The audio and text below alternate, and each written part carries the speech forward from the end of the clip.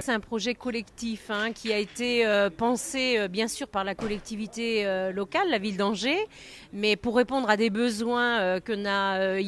inventorié, qu'on a évalué, et puis en considérant que le skatepark qui existait auparavant était très utilisé, et quand il a été question de le déconstruire pour installer la nouvelle halle tennistique municipale, nous sommes demandé s'il fallait en reconstruire un ou bien si finalement cet équipement sportif était inutile. Donc vous avez la réponse, puisqu'on en a reconstruit un, ça veut dire que c'était très utile, et donc une fois la décision prise, eh bien, on a discuté avec les acteurs et les amateurs de skateboard, de trot et autres matériels roulants qui permettent de s'exprimer sur ce type de skatepark. Moi, en tant qu'adjointe au sport, j'ai entendu lorsque j'ai réuni les associations sportives en 2014-2015, au début de notre mandat,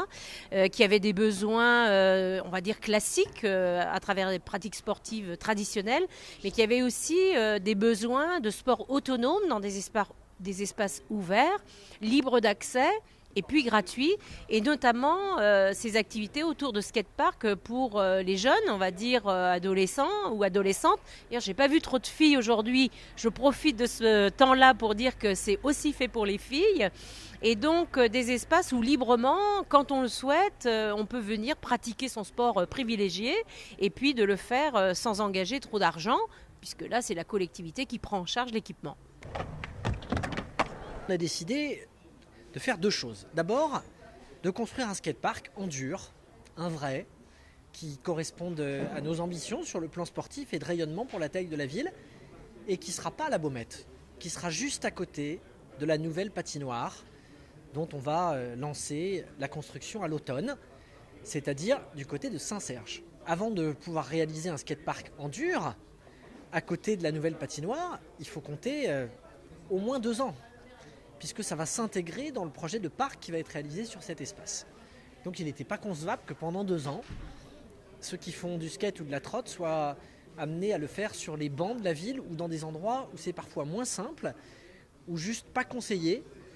d'utiliser des espaces qui là sont plutôt à destination ou des cyclistes ou des piétons. Et donc on a aménagé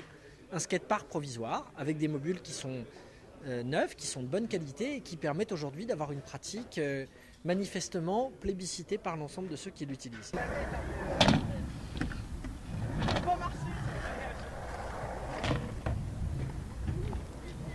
Nouveau skatepark, je dirais qu'il est un peu petit. Il y a déjà il y a des mecs qui tombent à cause des vis, comme là. Ouais, les vis se décrochent, mais sinon en soi il est bien. Après ça reste vraiment pas de la bonne qualité quoi. Mais bon, on s'amuse donc voilà.